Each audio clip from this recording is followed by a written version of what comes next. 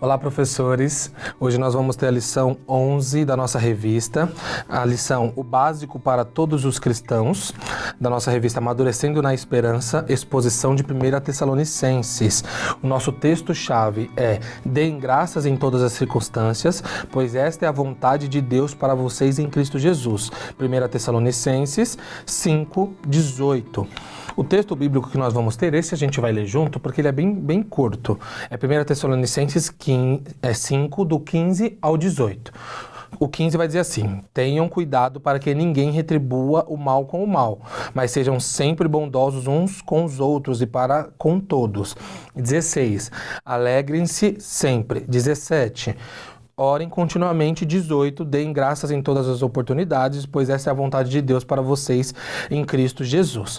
O que acontece aqui? Nós já estamos chegando no final da carta, como eu comentei na lição passada, e aqui Paulo basicamente já tratou os assuntos mais específicos que ele tinha para tratar. Então, dentro disso, ele já foi colocando tudo que ele precisava argumentar mais para trás na carta, e nós já viemos tratando durante toda essa revista, e agora ele está passando as orientações finais.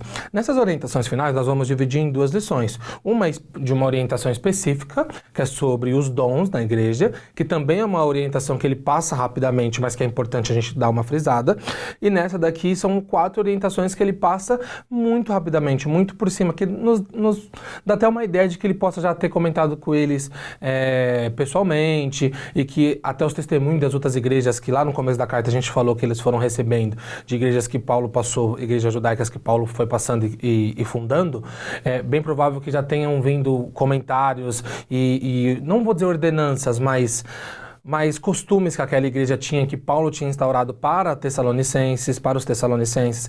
Então, ele passa muito por cima nessas, mas é bom a gente dar um toque, a gente vai parar, a gente vai falar sobre 4, então vai ser: não pagar o mal com o mal, alegria, orar continuamente e dar graças. Então essa é uma lição que, por isso que o tema dela é o básico para todos os cristãos. Além do fato de Paulo estar passando rapidamente pelo fato de ele já poder ter dito isso para a igreja, também tem o fato de isso ser o básico que todos precisavam ter. Então pensem, ele não estava falando em um sentido de eu preciso perder muito tempo falando sobre isso daqui, porque isso daqui vocês devem saber, vocês têm que saber. Por isso que ele vai fazendo vai colocando como se fosse tópicos, mas ele vai falando muito rapidamente, quando, alegrem-se, orem, deem graças, tipo, colocando como, vocês sabem que vocês têm que fazer isso, então, continuem fazendo, sejam mais fervorosos quando fizerem. Então ele já está passando com uma coisa no sentido de, isso daqui eu não preciso nem perder muito tempo falando com vocês, porque vocês precisam saber disso. Isso é um ponto legal pra gente, porque essas 4 características é uma coisa que todo cristão deve ter. É o básico, realmente. Um cristão, ele precisa entender que não se retribui o mal com o mal. O cristão, ele precisa ser alegre. O cristão, ele precisa orar continuamente. E o cristão precisa dar graças por tudo. Então isso não é uma coisa que precisa de uma super argumentação de Paulo para que eles entendam quanto é importante fazer isso. Não. Ele já coloca, principalmente porque as palavras de Jesus já tinham ecoado um pouco antes da era de Paulo, na mesma era, mas um pouco antes. Então ele vai colocar uma coisa como, é isso que vocês já sabem e precisam praticar, e isso também ecoa pra gente. É isso que nós já sabemos e nós precisamos praticar. Então, essas são 4 características de que todos os cristãos precisam ter. Nós temos essas características, professores, e nós precisamos pensar sobre isso. Nós estamos firmes nessas características? Nós precisamos melhorar essas características? Ou elas inexistem, algumas delas inexistem dentro da nossa vida? Você não acha que é um pouco estranho quando nós nos deparamos, que não seja uma doença psicológica, tá? Já abrindo parênteses aqui. Mas nós nos deparamos com cristãos que são extremamente infelizes? Você lembra que a gente já tocou nesse assunto um pouco antes, em alguns contextos que a gente foi dando durante a revista, como era importante que eles fossem felizes para que os de fora vissem o quanto eles eram? Então, era uma coisa muito importante para aquela época que continua sendo muito importante para a gente. É um pouco estranho, você concorda? Você chegar de um cristão que reclama de tudo, que não tem felicidade em nada. Do mesmo tempo que é muito estranho se a gente for levar a uma ideia de um cristão que ele não pode ver uma pessoa fazer o mal e falar, eu vou devolver. Eu vou fazer da mesma maneira que ele fez comigo, ele vai pagar. Não pega estranho essa frase quando nós ouvimos de determinados cristãos, né? Não dá uma ideia de que nós precisamos, de uma forma ou outra, nos afastar de pessoas assim? Então isso é uma coisa que nós precisamos trazer para a nossa vida e entender que, além disso, também nós vamos ter o orar e o dar graças de que nós não precisamos ficar sendo chamados a atenção todas as vezes e as pessoas criando várias características para explicar para nós o quanto a gente tem que ser alegre. A Bíblia é muito enfática nisso. Nós também não precisamos, de maneira alguma, que nós todos os dias tenhamos uma nova teologia para explicar que a gente tem que dar graça, que a gente não é merecedor das coisas. O conceito de graça é muito explícito dentro do Novo Testamento. Então, Paulo está trazendo tudo de uma maneira mais tranquila, mais rápida, mais direta, sem argumentar, mas não deixando de falar porque é importante para nós. Então, o fato de nós sabermos que nós temos que ser assim, não traz uma... Como eu posso dizer? Não pode trazer para nós uma ideia de, então beleza, então tá ok. Então, se é assim, eu vou ser e... Não. A gente tem que pegar essas informações e falar, eu vou ser assim, porque eu preciso ser assim. Eu preciso entender que a Bíblia diz que o cristão verdadeiro, ele é assim. Então eu vou querer ser assim também. Então, Paulo ele vai trazendo rapidamente, mas não deixando de avisá-los. Continuem assim, façam dessa maneira, sejam assim. Um cristão precisa ser assim e isso é o básico para nós também. O primeiro ponto, nós vamos ter 4 pontos, como eu disse. O primeiro ponto é o bem vence o mal. Se a gente vai trazer, se a gente voltar alguns séculos, principalmente no Antigo Testamento, nós vamos ver que o olho por olho, dente por dente que estava na lei judaica era o mais tranquilo, de verdade, era o mais tranquilo entre todos os povos de uma ideia de causa e consequência. Porque pensem, ali no olho por olho e dente por dente, como Marshall vai dizer, ele ainda baliza. Diz assim, você só vai poder fazer com seu irmão até onde ele fazer com você. Então, acima disso, você já está errado. Então, se o seu irmão te arrancou um dedo, arranque o dedo dele. Se o seu irmão, enfim, fez o que for para você, que seja prejudicial, você tem o direito de fazer até aí com ele também. O que não acontecia em outras religiões. Em outras religiões, vamos supor, seria muito comum em que alguém fizesse uma coisa que fosse ruim para o próximo e o próximo tirasse a vida dele. No sentido de, ok, eu fui e me vinguei. E o ponto é que a vingança, nesses sentidos, não era uma vingança olhado como ruim pela sociedade. Era uma coisa de honra. Se você for olhar, professores, alguns filmes você pode assistir que até modernamente, algum tempo atrás, quando se fazia uma coisa, um pai, até um chefe que tem um estabelecimento, ou autoridades, quando se fazia alguma coisa contra elas, era uma questão de honra ir lá e resolver aquilo, ir lá e dar na mesma moeda, ou até mais do que na mesma moeda. Então, essa questão de vingança sempre foi tratada mais como uma honra do que como uma coisa ruim. E a Bíblia vai desconstruindo isso com o tempo. Nós vamos ter o olho por olho, dente por dente ali naquela situação do povo, que já era uma baliza, e com o tempo a Bíblia vai mostrando que isso não se cabe mais, que não vai se aplicando mais. Até o momento de chegar em Jesus, e Jesus dizer que você precisa amar o seu inimigo. Então você percebe que já foi dando um salto e na história isso foi se desconstruindo pela cultura judaica, foi se desconstruindo até quando chega em Jesus, ele acaba de vez com isso, dizendo não, isso não cabe. Não cabe a nós retribuir o mal com o mal. Não cabe a nós retribuir o inimigo sendo inimigo dele também. Não cabe a nós sermos bélicos com as pessoas à nossa volta. Não cabe a nós isso. O que cabe a nós é sermos bons independente de tudo. Então, isso é uma coisa que foi sendo desconstruído pela Bíblia e que hoje não cabia mais nem para a igreja de Tessalônica, muito menos para nós hoje em dia. Por quê? Porque o fato de ter uma vingança dá uma ideia de que a justiça está sobre as nossas mãos.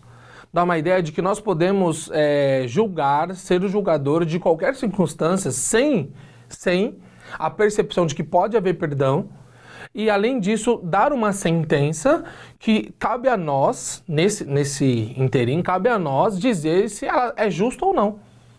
Então nós podemos dar uma sentença e falar, não, ele merece assim porque ele fez tal coisa. Então isso dá a nós um poder que nós não temos. E o que Jesus vai trazer para nós, e o que a Bíblia, principalmente o Novo Testamento, vai expor para nós é que, olha, se ele te fez o mal, retribua com o bem e deixa que o mal ele vai pagar. Deixa que a consequência dele com o mal, o julgamento não é com você. A ideia, a Bíblia ainda vai colocar um termo que talvez não seja, quando a gente vai trazer do grego, talvez não seja o termo mais apropriado, mas é como se Deus iria ainda se vingar dos ímpios. Mas ainda tem uns termos que possam ser colocados melhores. Mas é uma ideia de uma correção, de que ele vai vir e vai julgar, sim, as pessoas que fizeram o mal. Então não cabe a nós. Não cabe a nós fazer isso. Então o que Paulo vai colocar assim, numa frase muito tranquila, tenham cuidado para que ninguém retribua o mal com o mal. Ele não está abrindo excedentes, tá? Ninguém.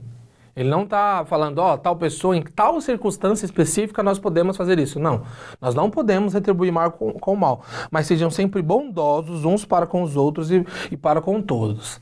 Então não só para os de dentro, não só para os da sua igreja, não só para os da sua família, mas para com todos fora. Precisa ter uma ideia de que, mesmo estando fora, mesmo sendo descrente, mesmo sendo inimigo, como Jesus vai dizer, nós precisamos praticar esse bem.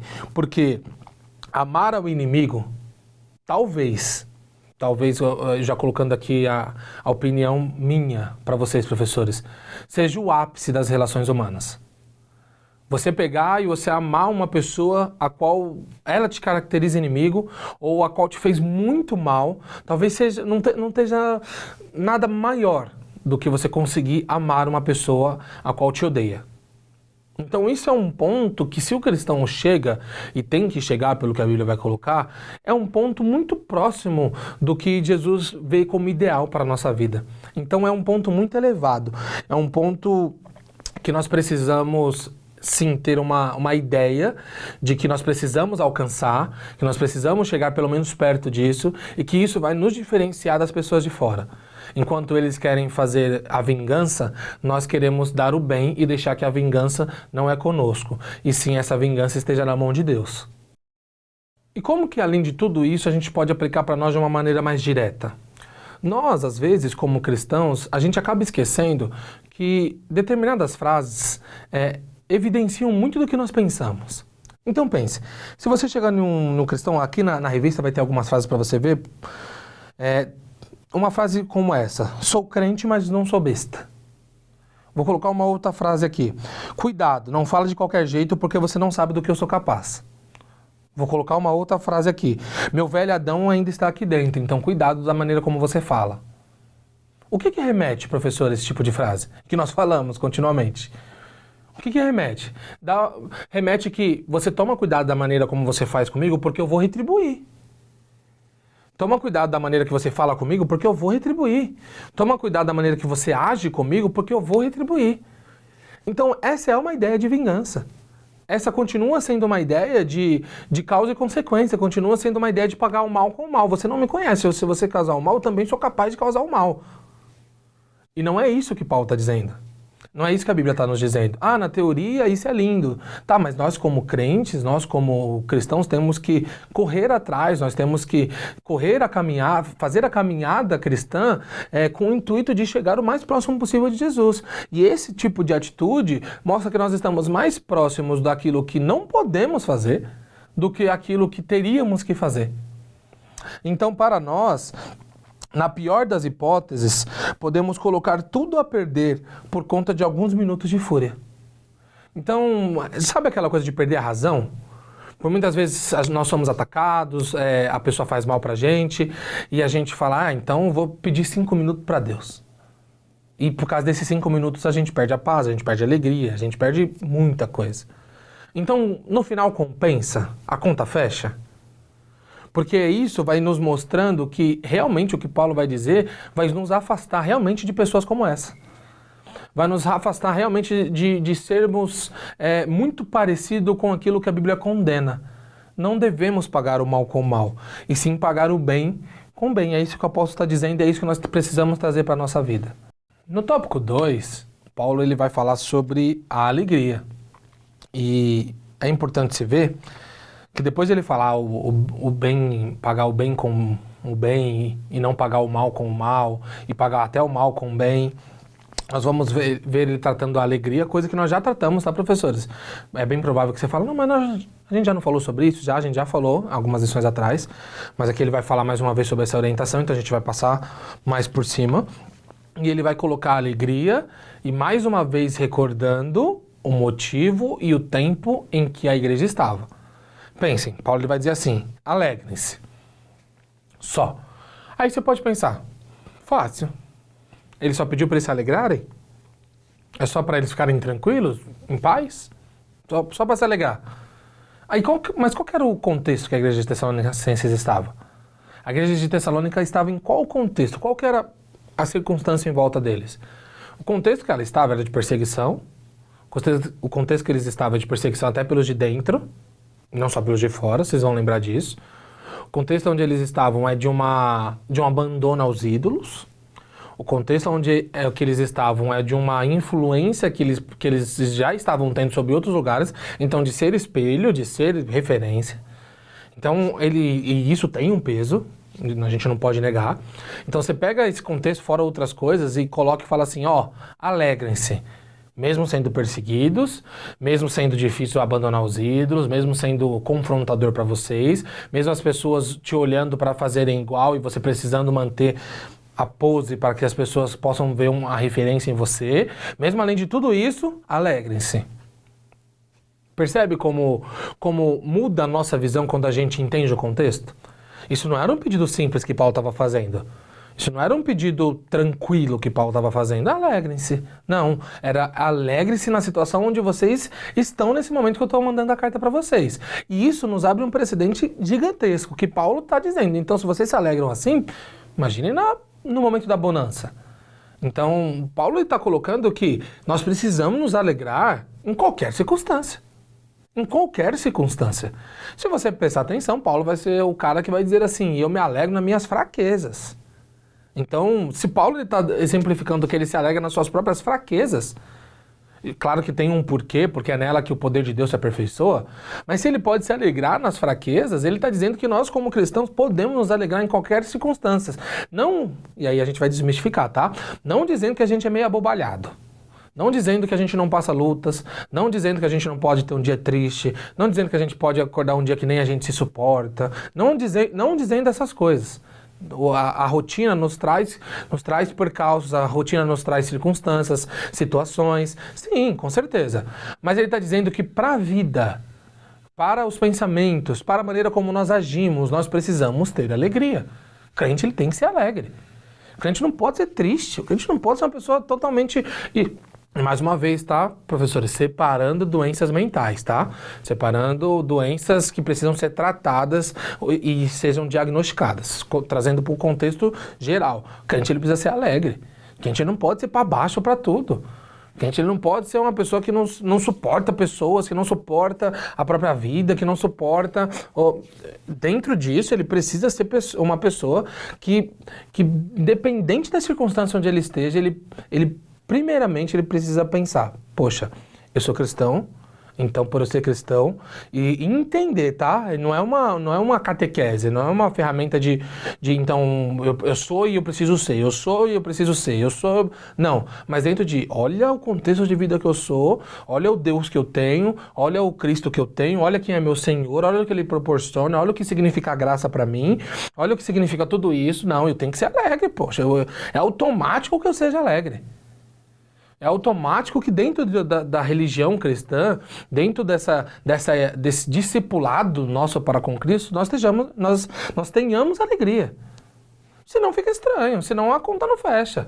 Porque não é possível que com Cristo, tentando viver a vida de Cristo, estando com as coisas de Cristo, sendo ouvido por Deus, sendo ouvido por Deus só pelo sacrifício que Cristo fez, dentro de todas essas coisas a gente não seja alegre.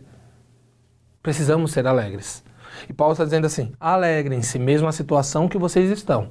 E nós precisamos ser alegres independente da situação que nós estamos, mesmo que seja fraqueza, como o próprio Paulo vai dizer, porque naquele lugar Deus vai se aperfeiçoar. Então, professores, quando nós trazemos alegria, claro que a gente já tocou nesse assunto com mais argumentos, com mais versículos bíblicos, e o tema da lição não é alegria, então, mas num contexto geral, nós precisamos entender que o cristão ele tem que ser alegre. Isso é básico para o cristão. Do mesmo jeito que fazer o bem é básico para o cristão, ser alegre é básico para o cristão. Tem um livro muito bom, que é do John Piper, que era Teologia da Alegria o nome, mas veio aqui pra gente como Em Busca de Deus, do John Piper, que ele vai colocar a ideia desse hedonismo cristão e o quanto é importante que para nós tenhamos prazer em tudo que nós fazemos para Deus, sejamos alegres em tudo que nós fazemos a Deus, entendemos que há uma alegria transcendental. Isso, se você puder dar uma olhadinha, professor, você vai gostar muito, até porque nessa vida onde nós estamos, a alegria ela está muito condicionada a um momento. Então você vai perceber que muitos intelectuais vão dizer que felicidade ela é um instante de vida que vale a pena ser vivido. Então vai ter um momento da vida que aquele instante ele é feliz, então em outro instante vai ser triste, e aquele outro instante vai ser feliz, então você precisa aproveitar aquele instante ao máximo. Pega aquele instante e joga ele lá em cima, pega aquele instante e aproveita cada segundo, cada momento, cada circunstância, porque ele vai acabar e quando acabar você não vai ter mais ele, e isso você tem que ter o seu prazer, você precisa entender que aquele momento vai acabar, então faça tudo o que você puder naquele momento. Essa é a maneira como que é colocada pra gente. A ideia de naturalidade, como a gente tratou em algumas lições passadas, de independente se o meu dia está mais triste, está mais feliz, tem coisas boas, coisas ruins, dar graças a Deus por tudo, que é o próximo tópico, dar essa graça, independente da circunstância, entender que o propósito nas coisas, pelo menos entender que há um propósito nas coisas, por mais que às vezes a gente não entenda o propósito em si, mas fazer todo esse tipo de coisa nos faz com que a nossa alegria não seja condicionada a uma situação, a um momento. Claro, a primícia é verdadeira, tem momentos que são felizes, tem momentos que são tristes, isso é verdade. Mas a ideia de que nós precisamos viver ao nosso prazer para potencializar esses momentos não é uma ideia cristã. A ideia cristã é que sim, nós temos momentos felizes, momentos tristes, mas nós nos alegramos em ambos. E isso não é pregado pelo mundo. Ele não coloca que você se alegra nos momentos bons e nos momentos ruins, nos momentos de felicidade, nos momentos de instabilidade, no momento de tristeza. E isso é o diferencial que o cristão tem que ter, é o básico para nós. Nós temos a capacidade de nos alegrar independente da situação, independente do momento em que estamos passando. O terceiro tópico, que a gente já pode juntar com o quarto, tá? É orar continuamente. Nesse terceiro tópico, nós vamos ver uma ordenança que não precisa ser muito explicada, né? Orar é uma coisa que realmente é o básico para os cristãos. Realmente é o básico para os cristãos. A gente pode só tirar algumas coisinhas assim, para a gente entender. Aí na lição você vai ter que a oração, Paulo tocava nesse tipo de assunto por onde ele passava, porque é o básico. Então, praticamente, ele toca em todas as cartas que ele fala. Ela é extremamente importante para a igreja conseguir vencer as suas lutas. E assim, qualquer coisa que eu falar da oração nesse momento, sendo que não é uma lição específica sobre ela, vai ser um pouco redundante, coisas mais diretas. Nós precisamos, como cristãos, para vencer nossas lutas, nós precisamos orar para que nós possamos ter uma intimidade com Deus, precisamos orar para ter até uma rotina de estar conversando com o nosso Senhor, precisamos orar para muitas coisas, para agradecer, para pedir. Temos vários tipos de orações, temos oração com propósito, temos até a ideia do Pai Nosso, que não é uma reza, mas um caminho que Jesus deu para que nós possamos orar de maneiras diferentes. Então não é uma coisa, de maneira nenhuma, que nós temos um caminho muito bem traçado, tipo, faça assim. Então, o que Jesus está colocando pra gente, ali naquele Pai Nosso, é dizer assim, olha, você tem que tocar nesses assuntos na sua oração, são maneiras que você pode fazer, e nós podemos ter uma lição só sobre o Pai Nosso, que seria maravilhosa também. Mas eu quero puxar só um ponto, além de tudo isso para vocês, para nós pensarmos um pouco. É bom lembrar que a oração tem a sua serventia para nós e não para Deus. Aquela ideia de que Deus não precisa da sua oração, quem precisa da sua própria oração é você mesmo. E tem uma frase do Jonas Madureira que vai colocar assim: quando oramos, não estamos nos humilhando, estamos apenas reconhecendo que já somos humilhados e precisamos de ajuda. Então, só para a gente passar em um ponto aqui, a igreja estava passando por tudo aquilo. A igreja estava passando por uma circunstância até um pouco difícil, mesmo que estivesse prosperando, mesmo que Paulo estivesse falando com alegria. Mas a ideia ainda da oração é dizer assim para eles, para nós, para qualquer circunstância que, olha, você já não é merecedor de falar com o seu Deus. Você já não é merecedor de estar em contato com o seu Deus e só está porque alguém fez um trabalho por você, que foi Jesus. Alguém já morreu por você e por conta disso você pode conversar, por conta disso você pode falar, por conta disso você pode ser ouvido. Mas precisamos nos lembrar sempre de que isso é um reconhecimento, a oração vai trazer isso, um reconhecimento que nós precisamos de ajuda. A gente não ora só por orar. A gente não ora sem desejos até de pedir por trás. Mesmo quando nós estamos agradecendo, na maioria das vezes na nossa cabeça tem alguma coisa que ainda a gente precisa. A gente tem uma capacidade na oração de sempre estar em prol de receber alguma coisa. E não estou dizendo que está totalmente errado, porque quem pede uma hora vai encontrar, quem bate uma hora abre. Não é essa a questão. A questão é que nós acabamos esquecendo de que essa serventia para nós parte do pressuposto de que nós precisamos de ajuda e não como uma obrigação. E não como uma ideia de que eu vou pedir para Deus e Ele vai me dar porque Ele tem a obrigação de me dar porque eu sou filho preferido dele. Não. A ideia, até por essa frase de Jonas Madureira, é colocar assim, é reconhecer, olha, eu não consigo. Se possível, o senhor consegue me dar? Vou dar um exemplo para vocês, professores. Eu estou puxando só esse ponto aqui, que é um ponto um pouco diferente da oração, para a gente não ficar um pouco redundante na oração. Você pode ler, o tópico vai estar um pouco explícito para você, e um fato de a gente tirar uma coisa da oração para o nosso dia a dia. Uma vez eu vi um testemunho de um pastor que ele disse assim, ele estava muito mal de saúde, e que ele orava continuamente por aquilo, ele tinha uma vida de oração, ele passou no médico, não estava resolvendo os remédios, ele sentia muita dor, ele estava muito ruim, ele falava que tinha medo até de levantar as mãos para o céu para orar, porque vai que Deus puxava a mão dele. E ele uma vez parou para orar e ele falou que ele lembra nitidamente dessa oração, que ele diz assim, Deus, tu é criador dos céus e da terra. Tu é criador de tudo, o Senhor me teceste, o Salmo vai dizer que tu me teceste, planejaste, sabe, cada ponto, cada molécula de quem eu sou. Também ele disse assim, pela sua voz, pela sua palavra, se o Senhor disser, haja cura, eu sou curado. O Senhor não precisa mandar um anjo, o Senhor pode só falar que eu sou curado. Aí ele disse assim no final da oração dele, Deus, eu não consigo mais os métodos aqui, e ele não estava morrendo, tá? No sentido de câncer, ele estava tendo só uma enfermidade que estava grave, estava o afligindo muito, impedindo que ele tivesse as atividades dele na igreja. E ele disse assim, mas se o Senhor quiser, o Senhor como dono, como criador, como a pessoa que tem o poder na sua própria voz, se o Senhor quiser, retire isso de mim. Eu sei que eu não tenho armas para poder fazer com que o Senhor retire e eu também não tenho armas para que eu mesmo possa retirar. Então, se o Senhor quiser, retire isso de mim. O que isso traz? Ele conta depois que Deus realmente o curou, mas o que isso nos traz à mente? De que ele estava se reconhecendo a humilhação dele e dizendo que precisa de ajuda. E essa é uma grande sacada da oração.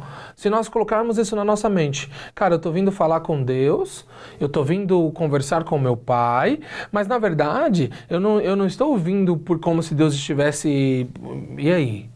Cadê? Eu estou com saudade de você para você conversar bastante comigo. Não, peraí, eu estou indo orar para que eu entenda, principalmente, de que eu sou humilhado, eu preciso de ajuda e eu preciso ter uma intimidade com o meu Criador.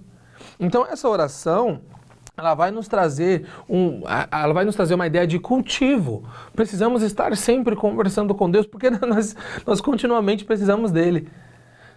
É aquela ideia de que se Deus retira a graça e fala, vai, viva, a gente provavelmente faria muita besteira. Provavelmente não. Certeza, nós faríamos muita besteira.